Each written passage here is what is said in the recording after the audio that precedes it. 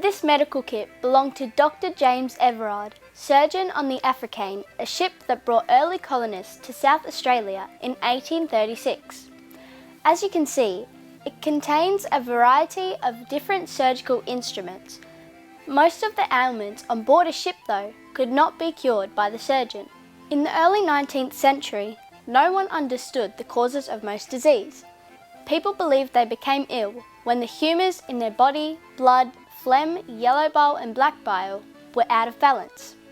They believed contagious diseases were spread by bad smells or miasmas. And it certainly didn't help things if the relationship between the ship's surgeon and a passenger was less than ideal.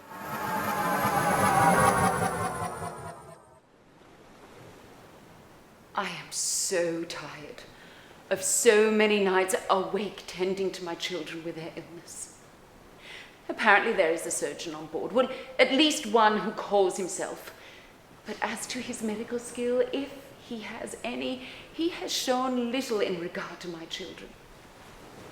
My darling boy William has taken with scarlet fever, and he has not once come to see him, even though his cabin is opposite ours. And he is aware of it. I asked him for help, and when he said he would need a blister for his throat, instead of preparing it, which I expected he would do as he has a medical kit with him on board, he was gone for the whole day and would not come.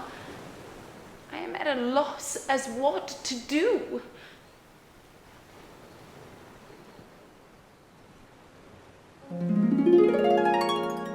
Don't get me wrong. I'd like to help the Thomas boy, but if I get near him, I may well catch the fever myself. And then what good am I to the passengers or crew? What good is my training? What good are all of these? A trephine won't fix it. He doesn't need anything amputated. And this tooth key, I can pull a tooth out or two, but that's not going to fix what he's got, is it? If I get the fever, it will spread throughout the entire ship. It's hardly upholding my oath to help the sick if I am the one making them sick. And if the fever spreads, this ship will have to quarantine en route, extending its already long voyage into an interminable one. Tell that to the people who've been cooped up for 3 months already. A fever can only spread if people are within proximity to one another. It requires our active cooperation. And I will not cooperate with this fever. I should note, I've given Mrs. Thomas some medical advice. Not that I expect her to take it. It was, after all, she and Mr. Thomas who snuggled 3 ailing children with the fever on board in the first place. Bah!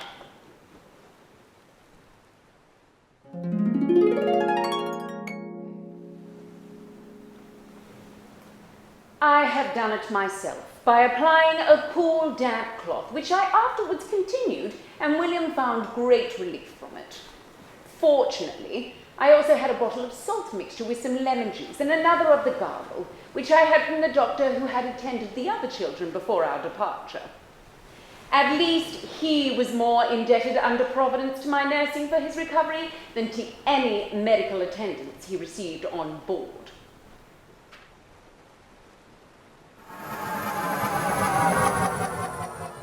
The scarlet fever, which Mary's son William suffered from, was a highly contagious bacterial infection. These days, it is easily treated with antibiotics. In the 1700s and 1800s, treatments for fevers included bloodletting from a vein under the tongue or in the arm, a throat honey wash, and a plaster or irritating paste that blistered the body to draw the illness to the surface. It's safe to say they didn't really work.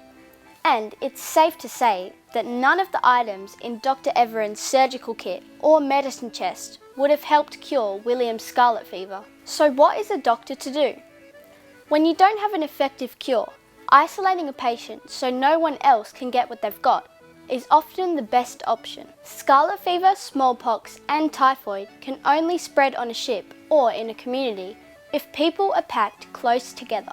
So, was it reasonable for Dr Everard to have not wanted to be near William, especially given how little was known about scarlet fever at the time? It wasn't until the late 1800s that we came to understand that diseases such as scarlet fever were caused by bacteria and that antiseptics could prevent those diseases. What we also know, of course all too well, is that new contagious diseases can emerge and have a significant impact on our lives.